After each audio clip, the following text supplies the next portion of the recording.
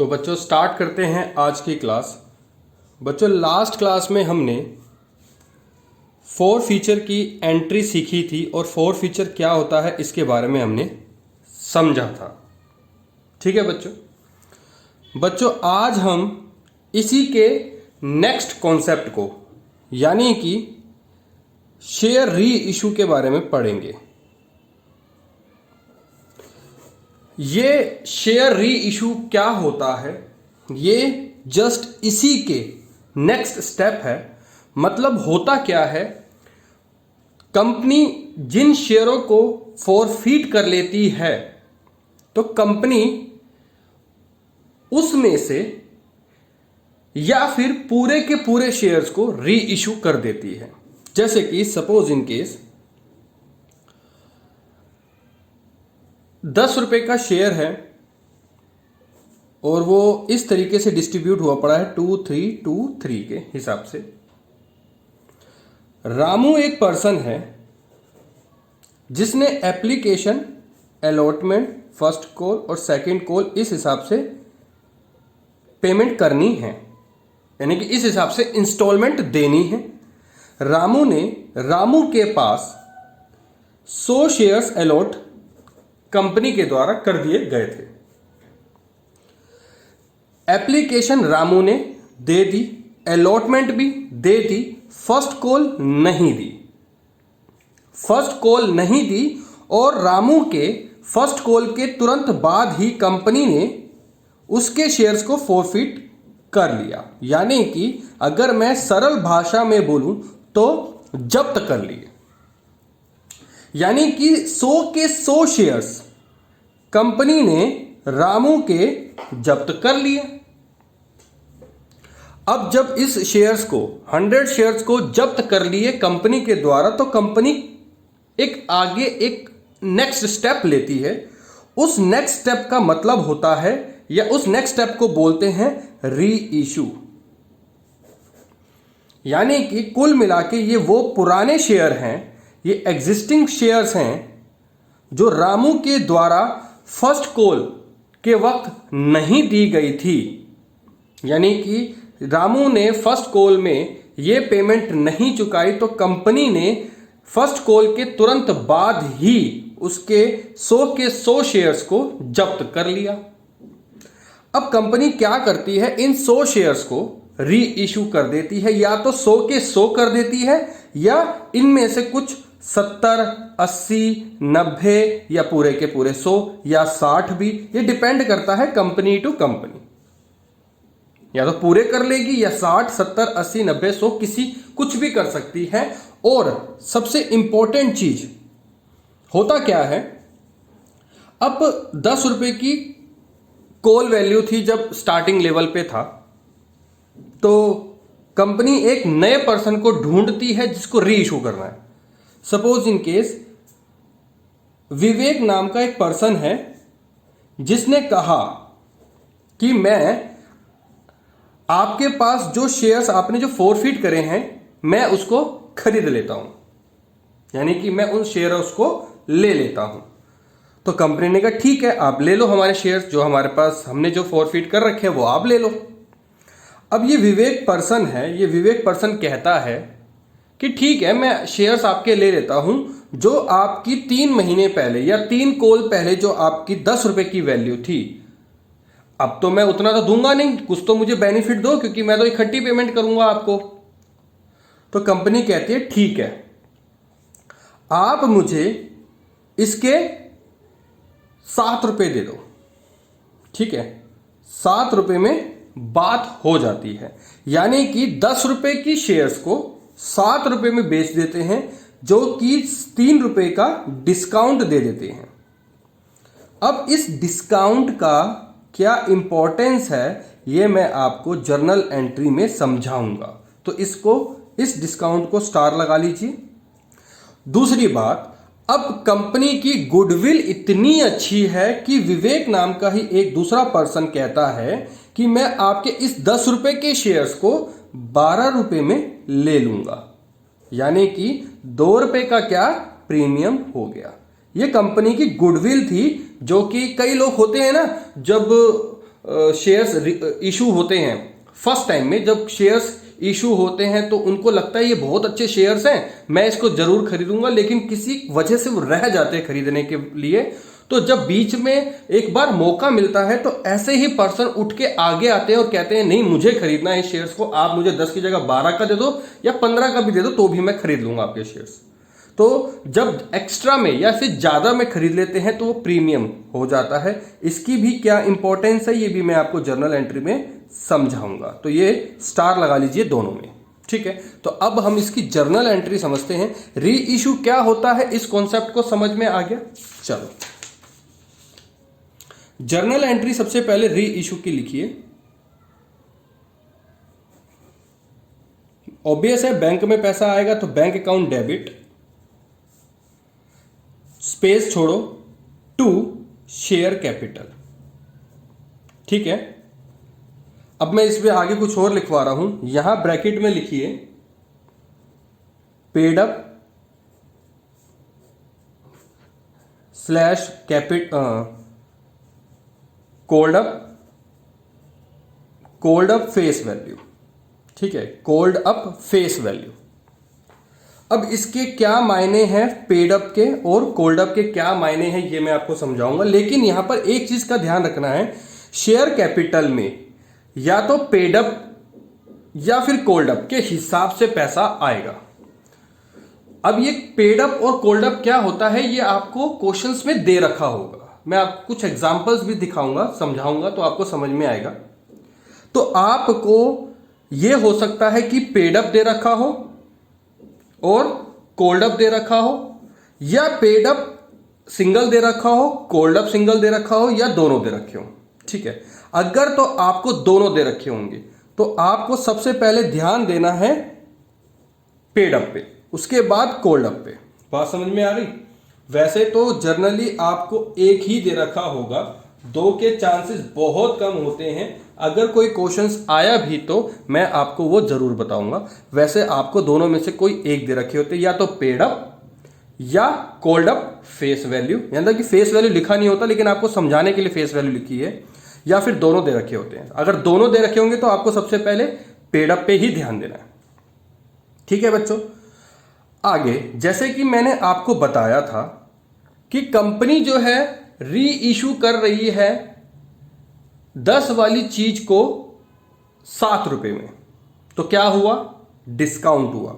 और डिस्काउंट मैं यहां पर लिख रहा हूं, ये होता है डिस्काउंट अलाउड, वो डेबिट हो जाएगा, ठीक है। दूसरा, अगर तो 10 वाली चीज को 12 में दिया तो वो तो प्रीमियम हो जाएगा, और प्रीमियम तो आप अच्छे से जानते ही हैं, एसपीआर अकाउंट, ठीक है। यहां पर हो गया प्रीमियम, यानी कि एक्स्ट्रा में बेचा, 10 वाली चीज को 12 में बेचा। तो 10 वाली चीज को 12 में बेचा और प्रीमियम को मतलब हम एसपीआर लिखते हैं, ये तो आपको अच्छे से पता है। लेकिन री इशू की कंडीशन में जब डिस्काउंट होता है तो यहां पर डिस्काउंट अलाउड वर्ड यूज नहीं करना बच्चों, नहीं तो गलत हो जाएगा। यहां वर्ड यूज होगा शेयर फॉर फीचर, ठीक है बच्चों।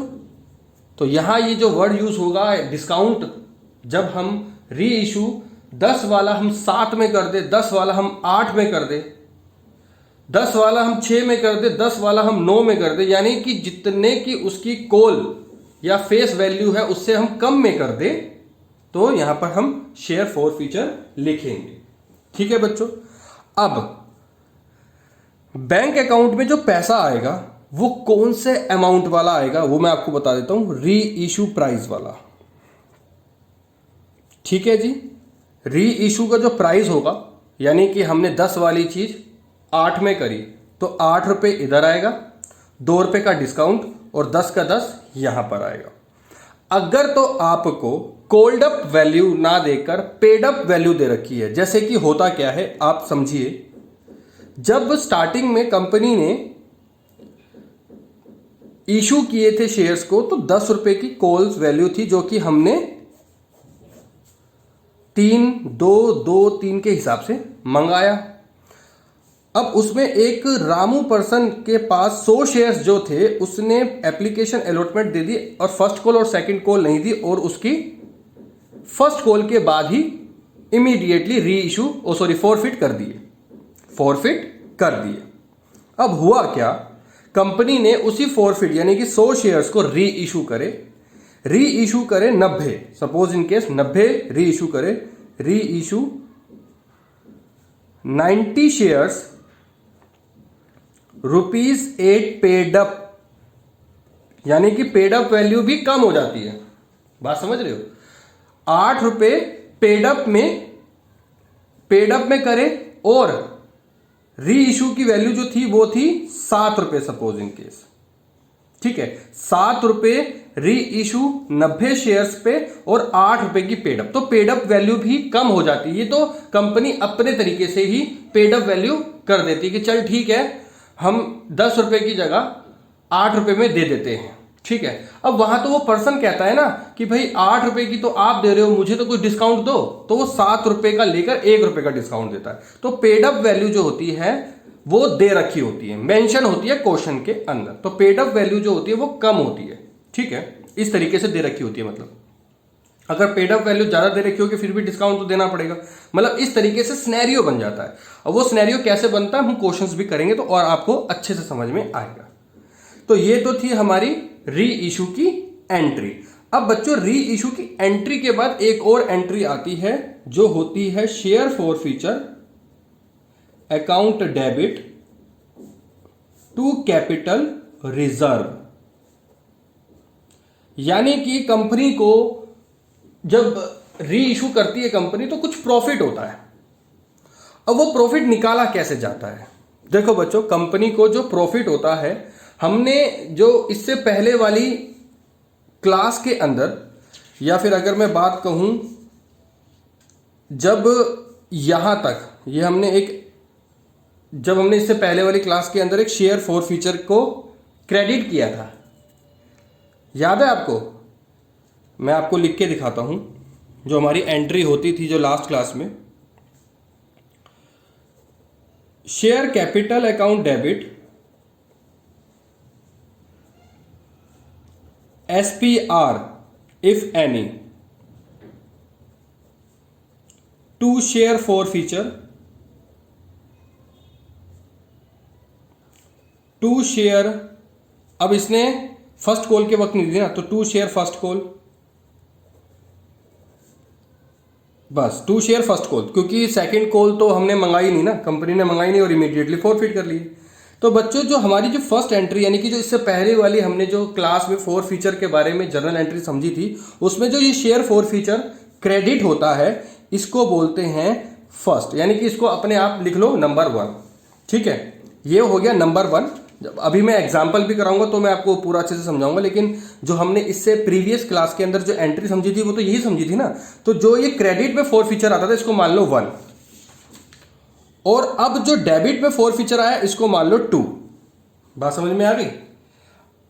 अब जो ये कैपिटल रिजर्व में यानी कि शेयर फॉरफीचर जब हम री इशू करते हैं तो री इशू के वक्त जो हमारे को प्रॉफिट होता है वो निकालते कैसे हैं, तो वो उसको देखिए, उसका एक नोट लिखिए, वो सबसे इंपॉर्टेंट है। 1 मतलब इस वाली एंट्री का, ये वाली entry 1 multiply number of shares री इशूड अपॉन में number of shares issue minus number 2 मतलब ये वाली वैल्यू, जो यहां पर वैल्यू निकल के आएगी वो 2 होगी। अब नंबर ऑफ शेयर्स री issued, number of shares issued का मतलब क्या है, देखो बच्चों जैसे रामू को अलॉट किए गए थे 100 शेयर्स, जो कि हमने फर्स्ट कॉल की पेमेंट ना आने पर उसके फर्स्ट कॉल के बाद फॉरफिट कर लिए। अब फॉरफिट करने के बाद उस 100 में से कंपनी ने 90 शेयर्स री इशू करे, तो यहां पर number 1 multiply number of re issue कितने करे 90, कितने में से 100 में से। यहां पर जो नंबर ऑफ शेयर्स इशू आएगा ये उसी के आएंगे जिसके हमने फॉरफिट करे, ध्यान रखना, माइनस नंबर 2। तो ये बात समझ में आ गई आपको, ये फॉर्मूला बहुत ध्यान से समझ लो, क्योंकि सारे के सारे री इशू नहीं करे। अगर सारे के सारे री इशू करे होते फिर तो कोई दिक्कत नहीं होती। हम क्या करते, हम इस डेबिट में से, इस क्रेडिट में से, सॉरी, इस क्रेडिट में से इस डेबिट को माइनस कर देते, यानी कि 1 - 2 कर देते अगर तो हमने पूरे के पूरे री इशू कर दिए होते। बात सुन लो, ये हम क्यों निकालते हैं, ये हम तब निकालते हैं जब हमने री इशू जो है वो इशू से कम कर रखे हो। बात समझ में आ रही? तो ये फॉर्मूला तब यूज होगा, ठीक है। अदरवाइज ये फॉर्मूला जो है मैक्सिमम यूज होगा ही होगा, 99% ये फॉर्मूला ही इस्तेमाल होना है, क्योंकि बहुत कम क्वेश्चन ऐसे होंगे जो पूरे के पूरे री इशू कर रखे होंगे। अगर पूरे के पूरे री इशू कर रखे होंगे तो आपकी किस्मत, और अगर नहीं कर रखे होंगे तो किस्मत बना लेना, ये फॉर्मूला लगा के बस, ठीक है जी। तो ये हो गया हमारा एक तरीके से पूरा का पूरा सिनेरियो री इशू के पॉइंट ऑफ व्यू से। अब हम कुछ एग्जांपल्स देखते हैं, कुछ क्वेश्चंस इसके पॉइंट ऑफ व्यू से करते हैं। तो एग्जांपल नंबर 1, ये एक मैं आपको बना के दिखा रहा हूं। 10 रुपए की कॉल है, ठीक है। इस तरीके से मैं आपको बना के दे रहा हूं एक पूरा स्ट्रक्चर। ये application, allotment, first call, second call, ठीक है जी। 2 रुपए का प्रीमियम है, एप्लीकेशन है 3 की, अलॉटमेंट 3 की, इसके अंदर प्रीमियम इंक्लूड है, 2 रुपए की फर्स्ट कॉल और 2 रुपए का ही सेकंड कॉल, ठीक है जी। शाम, एक ऐसा पर्सन जिसको 100 शेयर्स कंपनी ने अलॉट कर दिए थे, एप्लीकेशन की मनी दे दी, अलॉटमेंट नहीं दी, फर्स्ट कॉल भी नहीं दी, और फर्स्ट कॉल के तुरंत बाद ही फॉरफिट कर लिए, ठीक है जी। ये हमने, कंपनी ने उसकी जो शेयर्स थे वो फॉरफिट कर लिए। अब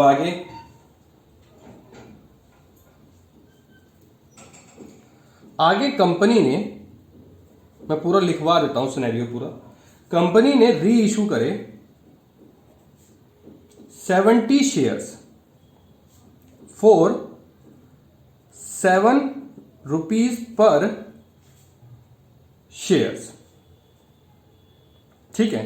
कंपनी ने 70 शेयर्स 7 रुपए के हिसाब से करे, जिसमें 8 रुपए पेड अप मेंशन थे, ठीक है।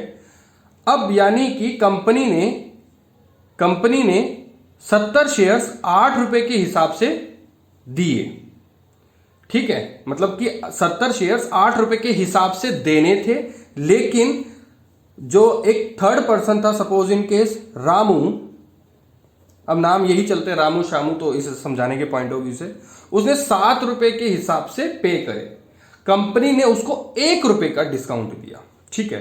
तो ये तो चलो अभी री इशू की बात है। तो सबसे पहले हम एंट्री करेंगे फॉरफीचर की। करो, share capital account debit, SPR की इसके अंदर होगी या नहीं होगी, सोचो जरा से। मैं इतने और लिख रहा हूं, share forfeiture to share allotment to share first call. तो इसमें एसपीआर की होगी। आपने सोच लिया, मैंने सोचने का बहुत टाइम भी दे दिया। कईयों ने सोचा होगा कि होगी, कईयों ने सोचा होगा नहीं होगी, लेकिन होगी। क्यों होगी जी? क्योंकि जो नॉन पेमेंट है वो अलॉटमेंट से ही स्टार्ट है, और ये एसपीआर डेबिट तभी होता है जब नॉन पेमेंट के अंदर एसपीआर यानी कि प्रीमियम इंक्लूड हो। तो प्रीमियम इंक्लूड था नॉन पेमेंट में, तो हमारा प्रीमियम यानी कि एसपीआर डेबिट हो गया। चलो, कितने शेयर्स थे? 100 शेयर्स थे ना। कंपनी ने कब तक देखा? फर्स्ट कॉल तक ही देखा। तो कंपनी के पॉइंट ऑफ व्यू से देखा जाए तो जो ये 8 यानी कि एप्लीकेशन, अलॉटमेंट और फर्स्ट कॉल, ये हुई हमारी कॉल्ड अप। बात समझ में आ गई। और जो सेकंड शेयर जिसका हमने वेट भी नहीं किया कंपनी ने, उसको बोलते हैं अनकॉल्ड, क्योंकि ये तो मंगाई नहीं ना अभी तक, ये होती है अनकॉल्ड अप। ये तो कोल्ड अप जहां तक हमने कंपनी ने वॉच किया, देखा या मंगाया, और जहां उसको, क्योंकि ये हम बात कर रहे हैं सिर्फ शाम के पॉइंट ऑफ व्यू से, शाम के लिए तो कोल्ड अप तो फर्स्ट कॉल तक हुई ना, बाकी इसके अलावा और बहुत सारे लोग होंगे जिनको सेकंड कॉल की जो रिमाइंडर तो डाला ही होगा ना कंपनी ने, लेकिन इसको नहीं डाला क्योंकि इसके जो शेयर्स थे वो फॉरफिट कर लिए। तो इसके पॉइंट ऑफ व्यू से फर्स्ट कॉल तक तो कोल्ड अप और सेकंड कॉल अनकोल्ड। बात समझ में आ गई? चलो, तो 100 इंटू 8, 8 क्या, 3 + 3 + 2, यानी कि यहां तो आ गया कोल्ड अप वाली, यानी कि 800। 100 इंटू 2, क्योंकि 2 रुपए का प्रीमियम था तो 200। फॉरफिट कौन से करे जी? एप्लीकेशन वाले ही, तो 100 इंटू 3, तो यहां आ गया 300। ये थोड़ा सा मिक्स हो जाएगा तो देख लेना, ध्यान रख लेना, मैं इसको इस तरीके से अब कर देता हूं, थोड़ा स्पेस नहीं दे पाया उसके लिए। चलो, और शेयर कैपिटल में कितना आ गया? 100 इंटू 5 यानी कि 500, और फर्स्ट कॉल में कितना आ जाएगा? 100 इंटू 2 यानी कि 200। बात समझ में आ रही थी? तो ये थी हमारी फॉरफिटेड की एंट्री। इसको मैच कर लो, 300 और 500, 800, 800 और 200, 1000, तो 800 + 200, 1000, तो ये 1000 से डेबिट, 1000 से ही क्रेडिट हो गया। बात समझ में आ गई जी? अब नेक्स्ट हमारी एंट्री होगी री इशू की। कर देते हैं जी री इशू की एंट्री। री इशू की entry, bank account debit to share capital. तो यहां पर कौन सी होगी कैपिटल में? या तो आता है पेड अप या कोल्ड अप। हमें क्या इसके अंदर क्वेश्चन के अंदर पेड अप मेंशन है? हाँ जी मेंशन है। पेड अप मेंशन है तो कोल्ड अप की तरफ हम देखेंगे भी नहीं, क्योंकि कोल्ड अप तो दे भी नहीं रखी ना, तो देखेंगे भी नहीं। तो कितने की थी जी? 8 रुपए की। 10 के हिसाब से मत कर देना, और प्रीमियम तो वैसे भी नहीं आएगा, ठीक है जी। तो 70 इंटू 8, यहां पर कितना आएगा जी? 70 इंटू 7 रुपए के हिसाब से मिला, यानी कि ये होता है हमने जितने की री इशू वैल्यू है, तो री इशू वैल्यू क्या हो गई? 7। बात समझ में आ गई जी?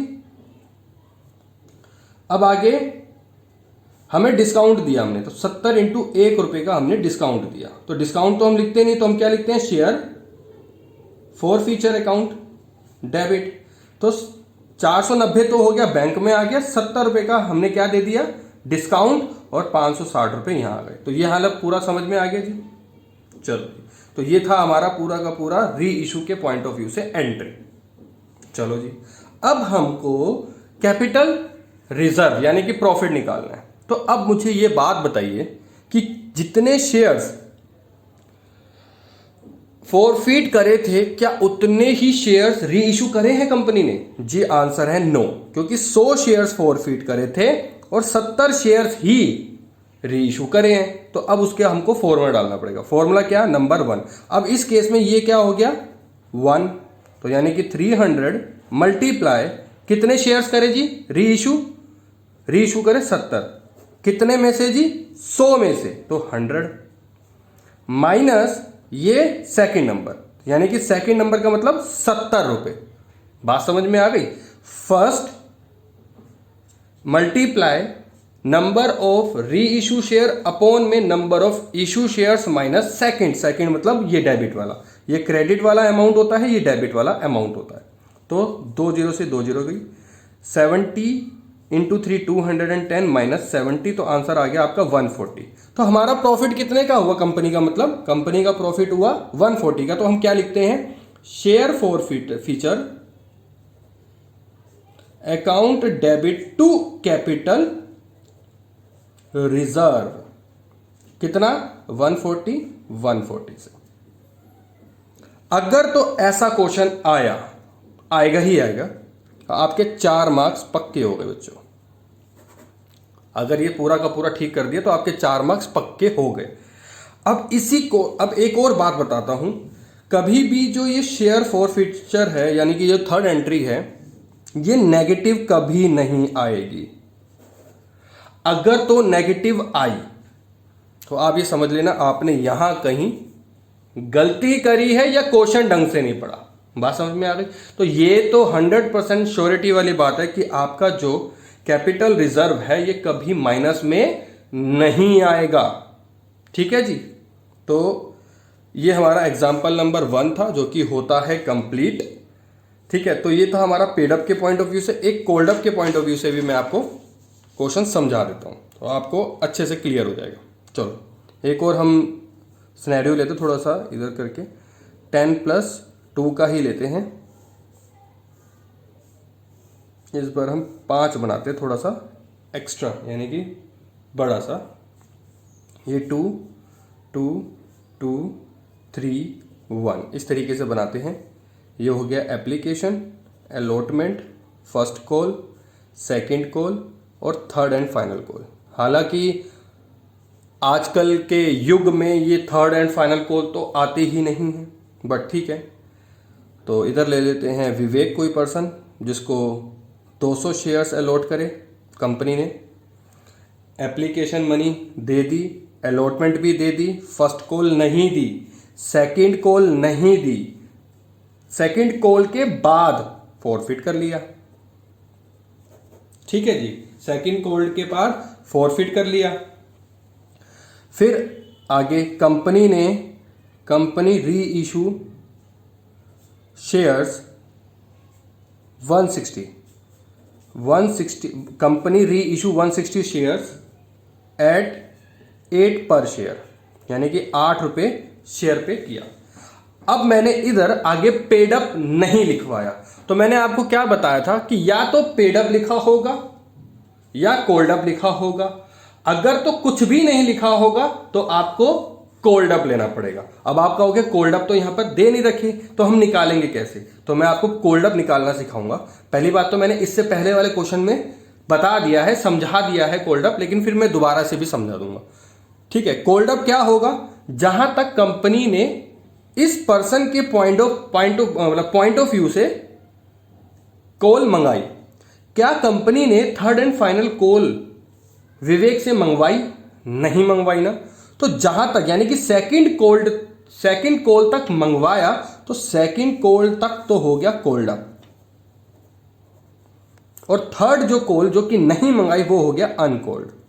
तो इस क्वेश्चन के अंदर पेड अप नहीं है, तो हमें क्या लेना पड़ेगा? Cold up face value. तो ये यानी कि 2 + 2 + 2 + 3 कितना होता है? 9। तो 9 हो जाएगा कोल्ड अप। इसमें मैंने अभी प्रीमियम का कुछ नहीं लिया, इसको हटा दो, प्रीमियम का नहीं लिया।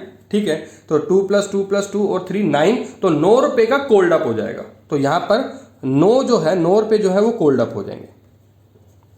ठीक है जी, तो यहां तक कोल्ड अप समझ में आ गया। अगर तो कोल्ड अप नहीं दे रखा होगा तो कैसे निकालना है वो समझ में आ गया। तो चलो जी, पहले हम तो करते हैं एंट्री फॉरफीचर की। तो share capital account debit to share forfeiture account to share first call account to share second call account. ठीक है जी, कितने के जी थे? 200 रुपए के। तो 200 इंटू कितने होंगे जी? 9 ही होंगे, क्योंकि 9 रुपए तक ही तो देखा था, उसके आगे तो देखा नहीं। तो ये हो गया 1800। फॉरफिट कितने करे जी? ये 2 कर लिए, क्योंकि ये दोनों की कॉल आ गई थी। 2 + 2 4, यानी कि 200 इंटू 2 तो हो गया 400 आ गए थे। फर्स्ट कॉल क्या है? 2 रुपए, यानी कि 200 इंटू 2 तो 4 रुपए, सॉरी 200 इंटू यहां 4 आएगा, तो ये हो गया 800 रुपए। ठीक है जी भाई, 2 + 2 4 हो गया ना, तो 200 इंटू 4 800, और 2 रुपए की कॉल थी फर्स्ट कॉल की, 200 इंटू 2, क्योंकि 200 ही तो इसके फॉरफिट करें, और 200 इंटू 3 यानी कि 600 आ गया शेयर सेकंड कॉल में। यहां तक समझ में आ गया आपको सारा का सारा। अब कर रहे हैं री इशू भी तो करे हैं, तो री इशू कर दिए। Bank account debit to share capital. अब यहां क्या आता है? किसका अमाउंट आता था? यहां तो आता था री इशू वाला प्राइस, और यहां कौन सा आता था? यहां आता था बच्चों या तो पेड अप वाला या फिर कोल्ड अप। क्या हमको पेड अप दे रखे हैं? नहीं। कोल्ड अप निकालना सिखा दिया, हाँ जी सिखा दिया। तो कोल्ड अप क्या है, 9 रुपए। तो यहां पर आएगा री इशू कितने करें, 160। 160 इंटू 9, 160 इंटू 9 होते हैं 1440। 160 इंटू 9, ध्यान रखना बच्चों, क्योंकि यहां पर ही बच्चे गड़बड़ी कर देते हैं। ठीक है, पेड अप नहीं दे रखा होता तो सबको मान लेते हैं, 10 के 10 को, 10 के 10 को नहीं मानना। ध्यान से सुन लो, क्योंकि कोल्ड अप जो है वो इस विवेक के लिए तो सेकंड कॉल तक ही है, थर्ड कॉल तो उसको पूछी भी नहीं ना। औरों को पूछी है या नहीं पूछी, यहां पर हमको औरों की बात नहीं कर दी, यहां हमें सिर्फ बात करनी है विवेक के पॉइंट ऑफ व्यू से, या फिर जिनके शेयर्स फॉरफीट करे हैं उनके पॉइंट ऑफ व्यू से। एक एक छोटी छोटी बात ध्यान से सुन लीजिए। तो यहां तक ये समझ में आ गया। तो ये आ गया 160 इंटू 9, तो हमारा हो गया 1440। अब रीइशू कितने में करें, 160 को हमने करा 8 रुपए में, तो 160 इंटू 8 और डिस्काउंट दिया 1 रुपए का, तो यहां पे आएगा share forfeiture account debit 160 into 1। ठीक है, 160 इंटू 8 कितना होता है जी, 1280, और 160 का 160। यहां तक तो आगे बात समझ में। अब हमें क्या देखना है, अब हमें प्रॉफिट निकालना है। प्रॉफिट कितने शेयर्स का निकालना है जी, हमने तो फॉरफीट करे थे, कंपनी ने फॉरफीट करे थे 200 शेयर्स, लेकिन री इशू करे 160 शेयर्स। तो चलो जी, फॉर्मूला हमें पता है, हाँ जी पता है। नंबर वन तो किसको मानते हैं जी, जो ये डेबिट वाला होता है, यानी कि 800 मल्टीप्लाई कितने शेयर री इशू करे, 160, कितने में से जी, 200 में से, माइनस क्या करेंगे जी, नंबर टू मतलब डेबिट वाली वैल्यू फॉर फ्यूचर की, तो 160 कर दो जी। इसको इससे मल्टीप्लाई करेंगे तो 640 माइनस 160 480, यानी कि 480 का कंपनी का प्रॉफिट हुआ, जो कि कैपिटल रिजर्व में ट्रांसफर करेंगे। तो हम क्या लिखेंगे, share forfeiture account debit to capital reserve account, कितना जी, 480 से। ठीक है जी बच्चों, तो ये था हमारा एग्जाम्पल नंबर 2। तो समझ में आ गया अब आपको। अब मैं इसके पॉइंट ऑफ व्यू से एक छोटा सा क्वेश्चन दे रहा हूं, तो आप उसको सोल्व करके मुझे भेजिएगा। ठीक है जी, कंपनी ने 10 + 2 यानी कि 2 रुपए का प्रीमियम है,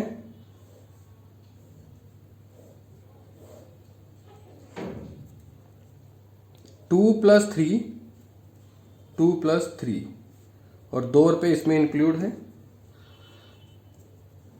दीपक नाम का एक पर्सन जिसको 300 शेयर्स रीइशू करे, एप्लीकेशन दे दी, अलॉटमेंट नहीं दी, फर्स्ट कॉल नहीं दी और रीइशू कर लिए, फॉरफिट कर लिए, सॉरी। ठीक है जी, फॉरफिट कर लिए। अब 300 शेयर्स में से कंपनी री इशू कर रही है 240 शेयर्स एट ₹7 और पेड अप दे रखी है 9 रुपए की। ठीक है जी, तो ये हमारा एक एग्जाम्पल नंबर 3 है। ये आपको मुझे अभी करके सेंड करना है। ठीक है, बाकी घर के पॉइंट ऑफ व्यू से मैं आपको होमवर्क दे रहा हूं। क्वेश्चन नंबर ये 45,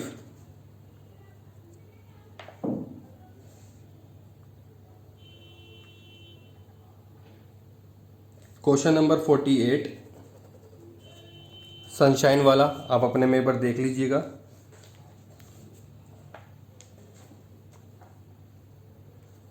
question number 52, question number 53, question number 54, ये आप अच्छे से देख लीजिएगा, आपके पास तो ये वीडियो आ जाएगी। क्वेश्चन नंबर 55,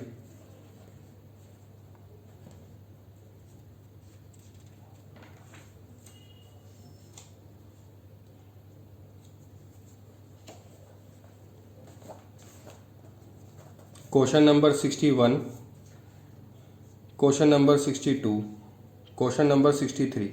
ये फॉरफीचर करे, फिर री इशू करे, जो इशू किए थे वो प्रीमियम पे किए थे, तो ये मैं आपको करा ही चुका हूँ। ठीक है बच्चों, तो ये क्वेश्चंस आपको मुझे होमवर्क में करके सेंड करने हैं। तो ये था हमारा इस पूरे चैप्टर का एक लास्ट टॉपिक, जो कि आज होता है खत्म। ठीक है, तो आपको ये क्वेश्चंस एक तो ये अभी मुझे करके भेजना है, बाकी मैंने होमवर्क के लिए पॉइंट ऑफ व्यू से आपको क्वेश्चंस दे ही दिए हैं, बुक में से दिखाई दिए हैं। बाकी इसकी नेक्स्ट क्लास में हम कुछ फुल फ्लैज क्वेश्चंस करेंगे, और इस पूरे सिनेरियो को, इस पूरे स्ट्रक्चर्स को जो मैंने आज समझाया है, इसको बहुत ध्यान से अपने माइंड में रखिएगा। जब हम फुल फ्लैज क्वेश्चंस करेंगे उसमें बहुत काम आएगा। जो इससे प्रीवियस क्लास थी उसका तो आज फिर भी एक रिकॉल हो ही गया, क्योंकि हमने वो तीनों की तीनों एंट्रियां यहाँ पर कर ही ली है। जो हमने लास्ट क्लास में समझा था, सीखा था, वो आज हो ही गया है, तो वो रिकॉल हो ही गया है। तो इस आज की क्लास को बहुत ध्यान में रख लेना, और बाकी नेक्स्ट क्लास में जब हम फुल फ्लैज क्वेश्चन करेंगे तो जो हमने और पीछे के क्वेश्चन जो हमने सीखे हुए हैं वो ऑब्वियसली ऑटोमेटिकली रिकॉल हो जाएंगे। ठीक है बच्चों, तो मिलते हैं नेक्स्ट क्लास में।